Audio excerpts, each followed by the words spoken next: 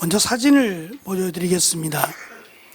지난 시간에 룻다라고 하는 곳까지 베드로가 갔습니다. 그 룻다에서 요빠라고 하는 이게 퍼렇게 보이는 곳이 지중해인데, 저 지중해 항구 도시죠. 요빠라고 하는 항구 도시입니다. 우리가 구약 성경에서 요나가 요빠라고 하는 곳에 가서 배를 타죠. 그러니까 요빠가 큰 항구였다는 거예요. 작은 배가 아니라 땅 끝이라고 여겨졌던, 거기가 스페인으로 가는 거예요. 그 스페인으로 갈 정도, 약 6개월 이상 가는 그 배를 타고 간다면 그 배가 작지 않을 거죠. 큰 배입니다. 그러니까 이 요빠라고 하는 도시가 크단 얘기예요. 항구 도시고요. 이 요빠까지로 가게 되는데, 중요한 것은 요빠나 룻다라고 하는 이 지형이 유대 지기, 그러니까 이스라엘 백성들의 땅이에요. 그러니까 예수님이 오시기 전, 예수님이 이 땅에 태어나기 전 약 45년경에 로마가 이 땅 룻다나 요빠를 유다에게 주었어요. 이스라엘에게 주었습니다. 그래서 이스라엘 땅이지만 이방인들도 적지 않게 살고 있었어요. 다시 말하면 이 룻다라고 하는 곳에서 만난 애니야라고 하는 사람, 남자인데, 이 애니야도 유대인이고, 우리가 지금 만나게 될 요빠에서 다비다라고 하는 여제자라고 하는 그 여인도 유대인이에요. 그러니까 이방인 지역이 아니라 유대인 지역이다라고 이해하시면 돼요. 그러니까 베드로는 이방인 지역으로 간 것이 아니라 사실은 유대인 지역으로 갔다라고 하는 점을 기억을 하고, 지난 시간에 나누었던 룻다의 중풍병을 앓고 있던 애니야라고 하는 남자인데, 이 애니야에 대한 설명보다 오늘 그 다비다라고 하는 여제자인데, 이 다비다에 관련된 내용이 조금 더 길어요. 그리고 이제 9장이 끝납니다. 그리고 10장으로 넘어가면 고넬료라고 하는 가이사랴에, 그 해변가로 쭉 따라 올라가면 가이사랴가 나오는데, 그 가이사랴의 로마의 백부장이에요. 그 로마의 백부장인 고넬료에 관한 이야기는 10장 전체에 있어요. 내용이 점점 길어져요. 그리고 처음에는 유대인 남자, 그 다음에 유대인 여자, 그 다음에 이방인, 이런 식으로 마치 예수님께서 사도행전 1장 8절에 성령이 너희에게 임하시면 예루살렘에서부터 온 유대와 사마리아와 땅끝으로 복음이 확산되어 간다는 거예요. 우리가 지금까지 살펴본 내용을 잠시 보면 예루살렘이 기점이 됩니다. 예루살렘에서 많은 사람들이, 특별히 절기 때 흩어져 있던 많은 유대인들이 왔어요. 와서 물론 이제 성전이 있으니까 온 것도 있지만, 와서 베드로의 설교 또는 성령의 역사하심을 통해서 성도들이 기하급수적으로 늘었어요. 5,000명, 심지어는 8,000명, 엄청난 숫자죠. 그 숫자들이 늘어가면서 예루살렘에 교회를 세우자 그러는 게 아니에요. 우리 같으면 빨리 성전 짓자, 교회 짓자 그래도 된데, 그렇지 않았어요. 아주 지혜로웠어요. 교회를 지은 것이 아니라 이제 자기의 집을 오픈했어요. 집이 좀 크신 분들은 우리 집에서라고 해서 그 집에서 사람들이 모여서 예배드리기 시작했어요. 그리고 사도들은 그 집을 다니면서 순회하면서 예배를 드렸고, 거기서 이제 하나님 말씀을 가르쳤는데, 그러다 보니까 한꺼번에 예배를 드릴 장소도 없고, 또 사도들이 12명밖에 안 되잖아요. 그 12명이 12개의 집에서 예배를 드리기는 안 돼요.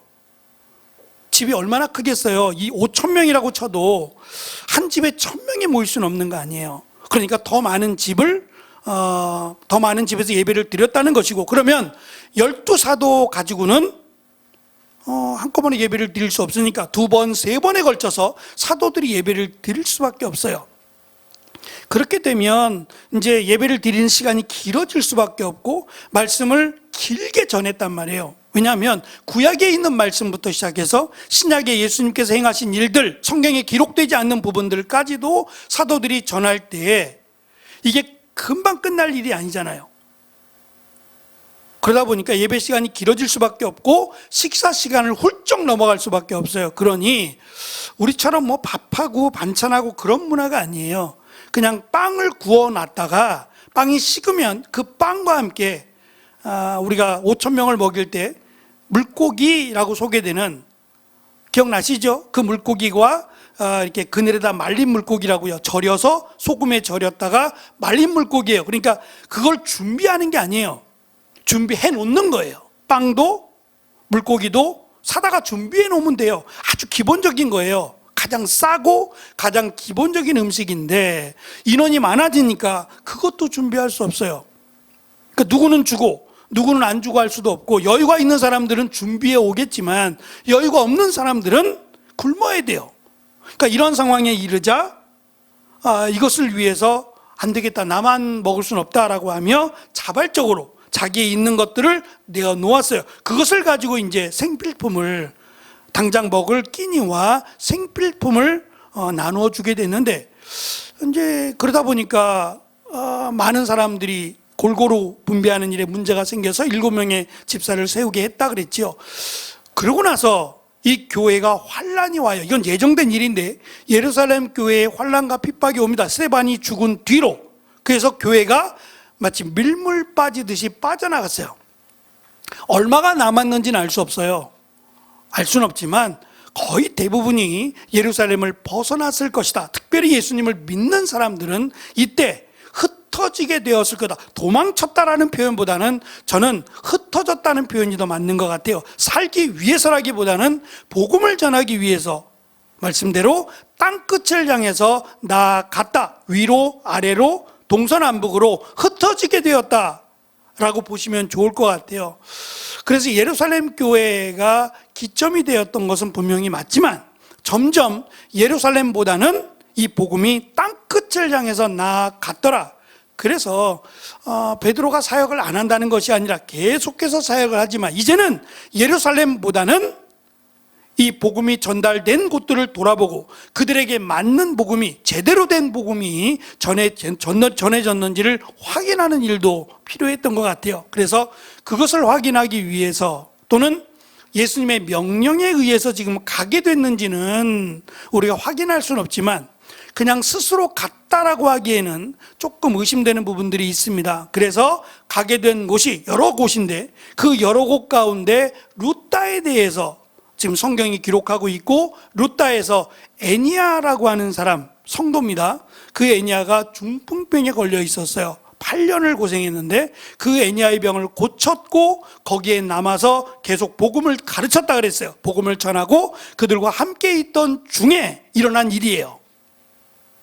그 베드로가 애니야를 고치고 그들에게 말씀을 가르치고 그들과 함께 얼마나 있었는지는 모르겠습니다만 그 기간에 욥바라고 하는 곳에서라고 설명이 돼요.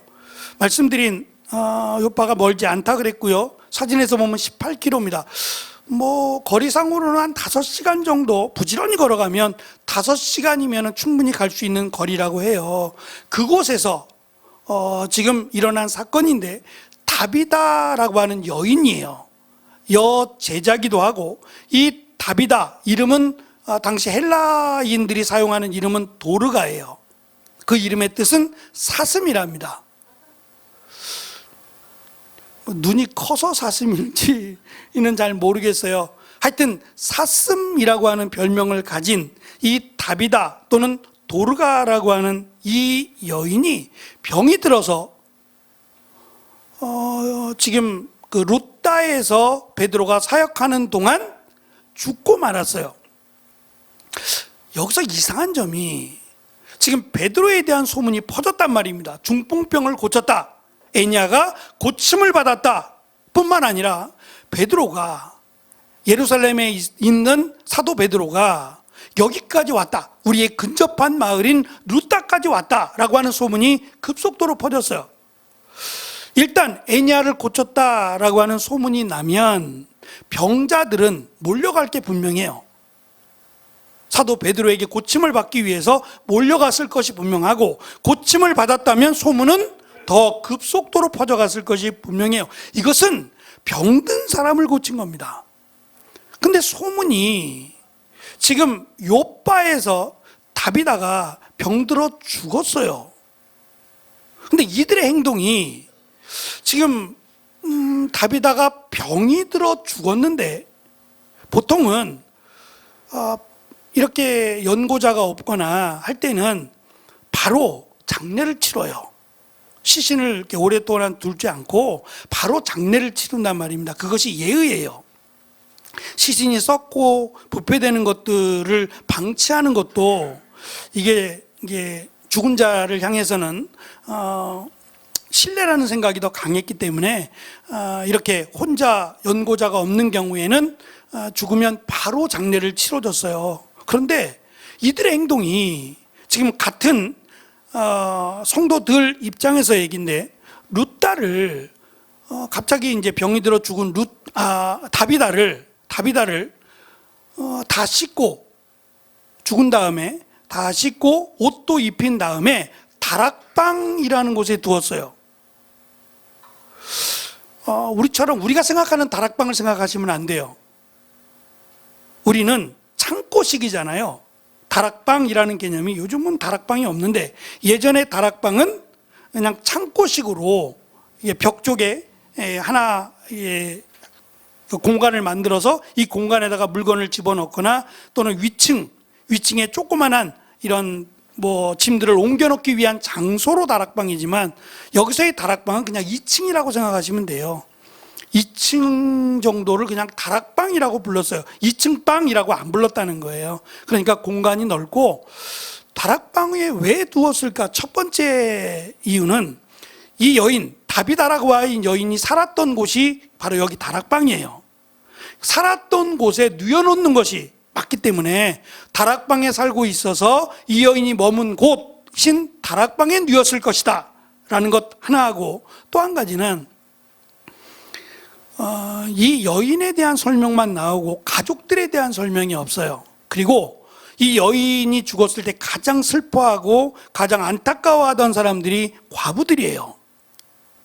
그래서 이 여인 또한 과부일 가능성이 높다라는 점에서 자신의 집이 없었을 가능성이 많다. 그렇다면 이 여인들, 과부된 여인들 집 중에 하나의 다락방을 허락해서 그 다락방에 시신을 놓여놨을 것이다 라고 하는 생각이에요. 어찌됐든 시신을 다락방에 뉘었다라고 하는 것은 이해가 잘 안 돼요. 왜 다락방에다가 시신을 뉘어놓죠? 근데 그 이유를 밝히는데, 서둘러 가서 죽고 나서 서둘러 두 사람을 보내어 룻다에 있는 베드로를 데리고 오라는 거예요. 왜요? 장례를 치러달라는 거죠. 죽었으니까 장례를 좀 치러주세요. 그런가요? 우리가 이 말씀에 의하면 장례를 치러달라고 부른 게 아니라 마치 살려달라고 부르는 것 같아요. 이건 좀 지나치잖아요. 베드로의 입장에서 얼마나 부담스럽겠어요. 죽어가는 사람을 살려달라고 부른 것도 너무 부담스러운 일이 될 수 있어요. 지금 애니아는 죽어가는 사람, 글쎄 죽어간다고 표현하기는 좀 그렇고요. 하여튼 중병은 중병인데, 이 애니아에게 예수님께서 마음을 주셨고 그 마음으로 예수님의 이름으로 기도했고 그랬더니 병이 났어요. 그러니까 베드로가 능력이 있어서 그런 게 아니다라는 걸 누구보다 알아요. 내 힘과 능력으로 고친 것이 아니다 라고 하는 것을 베드로는 알아요. 그러니까 베드로의 입장에서는 고치고 고치지 않고의 결정은 자기가 아니라 예수님이 하실 거라는 걸 알아요. 그래도 앞에서 애니아를 고쳤기 때문에 이번에도 고쳐야 되지. 못 고치면 누구는 고치고 누구는 고치지 않는다? 그럼 이제 베드로가 사도라는 것에 대해서 얼마든지 문제를 제기할 수 있어요. 상당히 부담스러운데, 고치는 문제가 아니라 살리는 문제예요.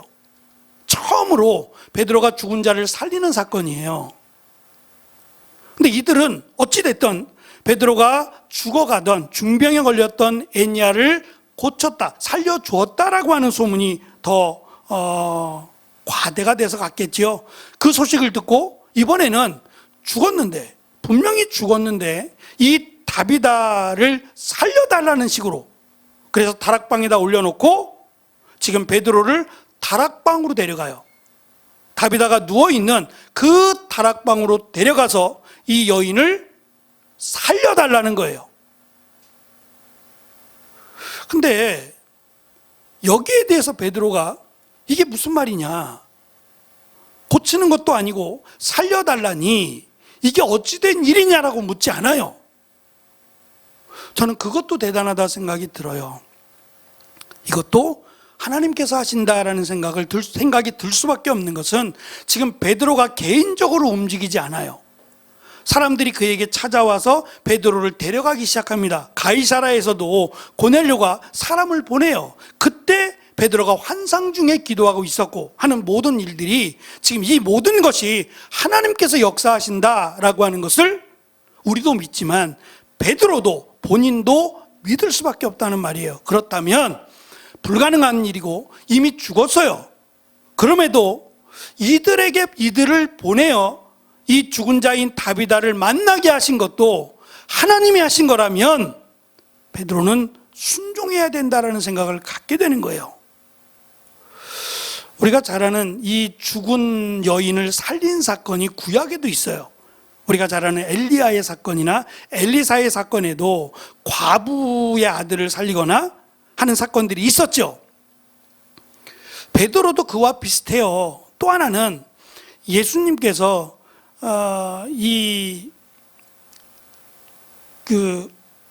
딸을 살린 사건이 있어요.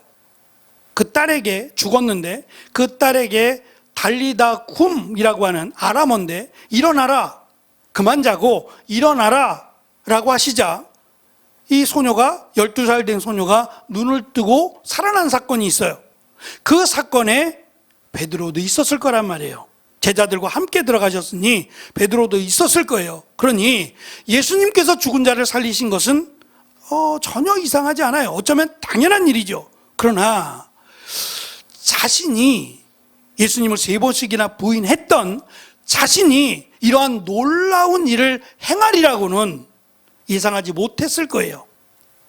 그럼에도 인도하심에 따라 베드로는 그 여인을 두고 기도하기를 시작합니다. 다락방에 갔을 때에 함께 울고 있던 여인들, 과부들이라고 소개되는 이들이 이 다비다가 했던 일들을 이야기해 줘요. 다시 말하면 살려야 될 이유예요. 만약에 이 여인이 악인이라면 살려달라고 안 했을 텐데 너무 귀하다는 거예요. 그냥 죽기에는, 그냥 이 여인을 놓아버리기에는 너무 안타깝다는 거예요. 그러면서 이 여인이 만들었던 속옷과 겉옷을 보여줘요. 이 여인이 이렇게 만들어줬다는 거예요. 이것을 보여준 이유는 지금 과부들이 하는 이야기인데, 과부들이라고 해서 자녀들이 없는 건 아니에요. 그렇죠? 결혼을 했는데 남편이 죽었을 경우를 이야기하잖아요. 그러니까 자녀들은 있는 경우들이 많을 텐데, 과부들이 사실은 살기가 힘든 시대였어요. 일거리가 많지 않고요. 그냥 바닷가니까, 저는 바닷가에서 그때 이제 가장 그래도 돈을 벌 수 있는 직업 중에 하나가 염색이에요. 염색인데 이게 지금처럼 어떤 가공된 것을 가지고 만드는 염색이 아니라 천연 재료로 만들어야 되는데, 우리가 아는 소라요, 소라의 내장을 가지고, 소라의 내장을 발효시켜서 그 내장을 가지고 염색을 했다 그래요. 그러면 그 염색이 지워지지 않고 오래 간답니다. 그래서 할 수 있는 일들이란, 바닷가니까 이렇게 소라를 따다가, 다양한 소라들이 있는데 그 소라들 중에는 자줏빛이 나는, 그 내장이 자줏빛이 나는 소라가 있어요. 이것은 아주 비싸답니다. 따기도 힘들고 아마 이런 것들을 따라다니지 않았을까 싶어요. 그래서 이것을 팔아서 근근히 생활을 했을 것이다. 그럼에도 어려웠을 거다. 그래서 특별히 이제 먹는 것은 바닷가니까 먹고 사는 것은 그나마 해결할 수 있는데, 문제는 생활이에요. 그 중에서 옷을 사실은 만들기가 쉽지 않아요. 특히 이제 옷을 만드는 일들은 뭐 재질도 재질이지만 시간이 오래 걸리는 일인데 다비다는 이런 쪽에 재능이 있었던 것 같아요. 옷을 만드는 일에 상당한 재능이 있었던 것 같아서 이것들을 만들어서 속옷과 겉옷이라고 설명되는 이런 옷들을 만들어서 이 여인들에게 공급해 주는 역할을 했던 것 같아요. 그러니까 이것이 그들에게는 큰 위로와 힘이 되었다라고 이야기를 하는 겁니다. 저는 말씀을 준비하면서 우리 각자들에게는 하나님께서 다양한 재능을 주셨어요. 똑같지 않고요. 어떤 분들은 이 일이 자기에겐 너무 쉬워요. 편하고 쉬워요. 어렵지 않은데 또 어떤 분들에게는 이 일이 상당히 어렵고 힘들어요. 제가 며칠 전에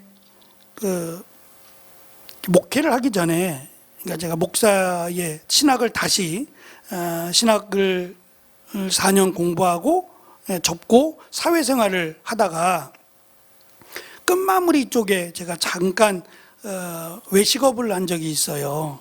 치킨을 한 1년 동안 치킨점을 한 적이 있어요.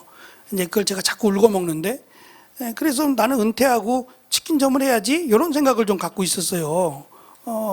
했던 일이니까 크게 어렵지 않아라고 생각을 하고, 그래서 가끔 집에서 이제 닭을 사다가 이렇게 가루 이렇게 입혀가지고 하는데, 요번 며칠 전에도 생각이 나서 한번 해 먹을까라고 해서 이제 튀겼더니 아내가 하는 말, 안 되겠는데? 치킨점 하면 안 되겠는데? 맛이 없다는 얘기예요. 옛날 맛이 안 난다는 얘기예요. 시간도 많이 흘러서 그럴 수도 있고, 또 제가 오랜만에 하다 보니까, 핑계인데 오랜만에 하다 보니까 또 열심히 안 해서 그럴 수도 있고, 나중에 이제 시간이 지나서 해보긴 해야겠지만 걱정은 되더라고요. 맛이 없다는 얘기를 들으니까 이게 내 길이 또 아닌가? 딴 걸 찾아봐야 되나? 이런 생각도 나고요. 누군가에게는 쉬운 일일 수 있지만 누군가에게는 또 어려운 일이 있을 수 있어요. 헌사님은 뚝딱하고 반찬을 만들지만, 김치를 뚝딱하고 만들어도 맛있지만 우리는 뚝딱이 안 돼요. 계량컵을 써도 안 나와. 이게 쉽지 않아요. 옛날 어른들은 뭐 그냥 대충 눈대중으로 이렇게 한다 그러지만, 우리는 계량컵을 써가지고 미리그램까지 다 재가지고 해도 그 맛이 안 날 때가 있어요. 그래서 손맛이라는 말을 하잖아요. 그러니까 누구에게는 이런 재능을 주셨고 누구에게는 이런 재능을 주셨는데, 저는 말씀 속에서 우리에게 주신 재능을 잘 쓰자라는 말을 하고 싶어요. 잘 좀 활용해서 이것을 특별히 우리 성도들에게 또는 도움이 필요한 분들에게 도움을 주면 좋겠다. 누군가에게는 이 일이 매우 어려울 수 있지만 나에게는 이 일이 좀 수월하고, 나 이건 좋아해, 내가 이거 잘하는 거야 라고 하는 것이 있다면, 이거를 통해서 우리 기능 제보 같은 거 하잖아요. 재능을 기부하고 하잖아요. 그런 것처럼 교회 안에 또는 도움이 필요하신 분들에게 재능을 좀 기부하면 어떨까? 그랬을 때에 이 다비다가 몇 살인지 또 어떤지에 대한 외모적인 설명은 아무것도 없어요. 그러나 그가 남긴 흔적은 너무 귀하다는 생각이 들어요. 호랑이는 죽어서 가죽을 남기고 사람은 죽어서 이름을 남긴다 그러잖아요. 근데 저는 그 이름의 의미가 그가 어떻게 살아왔는가를 이름이라고 설명했다고 봐요. 앞으로 살 날이 많긴 하겠지만, 우리가 이 땅을, 누군가는, 우리 모두는 이 땅을 살고 한 번은 반드시 떠나야 돼요. 순서적으로 갔으면 좋겠어요. 먼저 태어나신 분들이 먼저 가고 나중에 태어나신 분들이 나중에 오는 걸로, 순서 바꾸지 않는 걸로, 이왕이면 순서에 따라가는 걸로 하고, 우리가 세상을 떠나갈 때 70년, 80년, 또 많게는 90년, 거의 100년 가까이를 살아가면서 저분은 이렇게 살았다 라고 하는 귀한 흔적들이 어떻게 남을까를 한번 생각해 보시면 좋을 것 같아요. 아직은 많이 남았습니다만, 그래도 이쯤에서 한번 점검해 보는 것도 좋겠다. 열심히 사는 거 좋습니다. 나중을 생각해서 열심히 사는 건 좋아요. 그러나 우리가 더불어 살아가는 사회 속에서 나만을 위한 삶이 아니라 돌아보는 삶도 저는 중요하리라고 생각해요. 돈이 좀 여유가 있으면 돈을 좀 쓰면서 사세요. 자신을 위해서도 그렇지만 이름도 없이 빛도 없이 연약한 이들을 위해서 좀 쓰면서 사세요. 많으면 그렇게 사시면 좋을 것 같고, 또 내가 가진 바쁘게만 살지 말고 내가 바쁘게 살았다는 것은 저는 은혜로운 답은 아닌 것 같아요. 우리에게 주어진 시간 열심히 사는 건 중요하지만 바쁘게만 사는 것은 아닌 것 같아요. 조금 나만을 위한 삶이 아닌 다른 이들을 위한 시간, 다른 이들을 위한 삶을 좀 생각하셔서 남겨두세요. 그리고 그것을 통해서 다른 사람들에게 힘과 위로가 되는 삶이 되었으면 좋겠다 싶어요. 다비다는 그렇게 살았어요. 많은 이들이 슬퍼하고 안타까워하는 정말 귀한 삶을 살았다고 생각해요. 그래서 살아난 건 아닙니다. 그래서 살아난 건 아니에요. 우리가 앞에서 에니야를 볼 때에도 베드로 때문에 살아난 게 아니라고 말씀을 드렸어요. 그러니까 살고 죽는 것, 병을 고치고 하는 것은 하나님께서 하시는 일입니다. 그러니까 베드로는 기도했어요. 기도했고 그를 살려달라고 당연히 그렇게 기도해야죠. 근데 그 기도를 응답하시고 살려주신 것은 하나님이 하시는 거예요. 물론 우리가 요한 1서에 있는 대로 의인의 기도는 역사하는 능력이 있다 그랬어요. 그러니까 우리가 하나님을 온전히 믿고 하나님 말씀 가운데 기도하는 일은 매우 중요합니다. 누가 기도하느냐도 저는 중요하리라고 생각해요. 그러나 역사를 이루어 가시는 것은 하나님이세요. 그러니까 베드로는 기도합니다. 무릎을 꿇고 기도해서 다비다를 살려주실 것을 간절하게 기도했어요. 그리고 그 응답을 받았어요. 그리고 다비다에게 말합니다. 일어나세요. 다비다여 일어나세요 라고 말하자 누워있던 다비다가 눈을 뜹니다. 눈을 뜨고 그 자리에서 앉았어요. 오늘 말씀해 보면 이 일어나다라고 말하는 이 말이 9장 34절에도 있습니다. 베드로가 그에게 애니하여 예수 그리스도께서 그대를 고쳐주실 것이요 일어나 자리를 정돈하십시오 라고 일어나라고 말했어요. 또 이 죽었던 다비다에게도 지금 다비다여 일어나시오 라고 말했어요. 그리고 고넬료가 엎드려 절하려고 하자 베드로가 그를 일으켜 세우며 말합니다. 일어나십시오. 똑같은 단어가 사용이 돼요. 애니야에게도 다비다에게도 고넬료에게도 똑같이, 심지어는 죽었던 다비다에게도 일어나시오라고 말했어요. 말 그대로 일어나는 겁니다.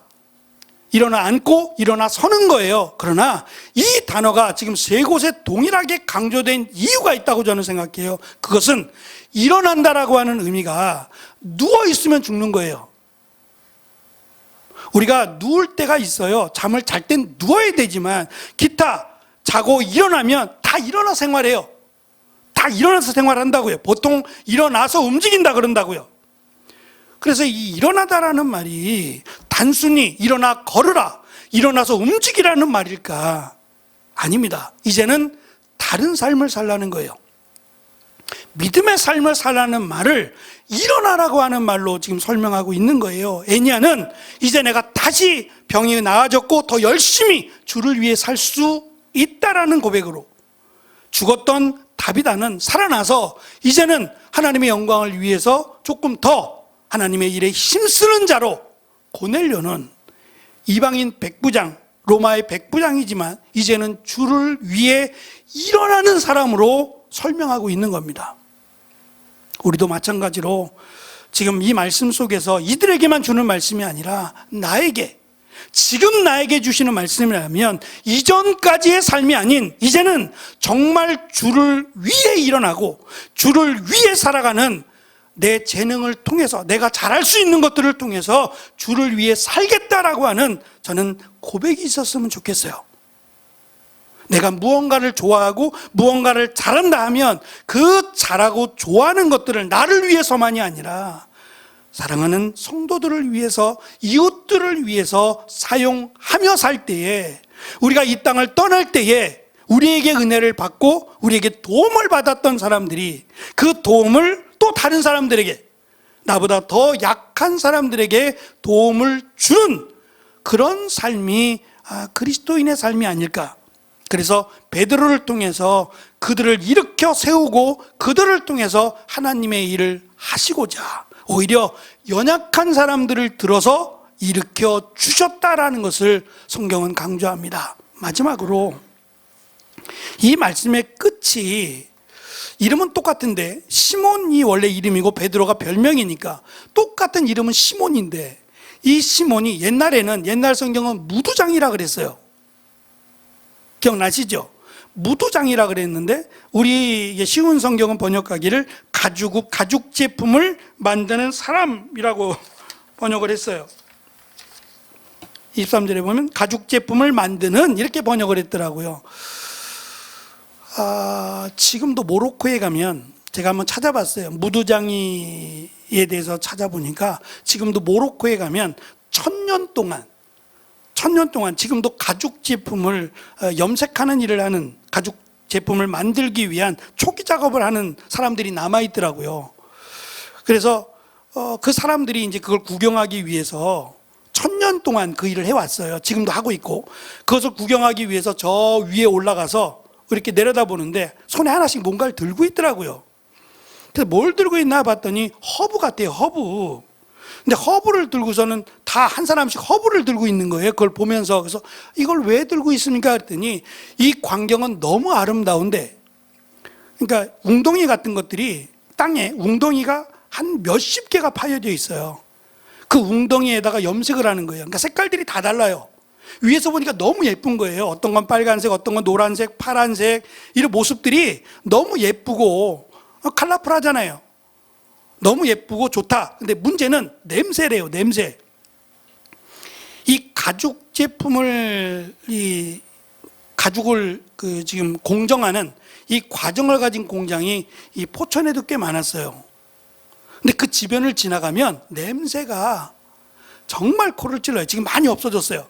그리고 주변에 이 흘러가는 물들이 오염돼 가지고요, 문제가 상당히 많았어요.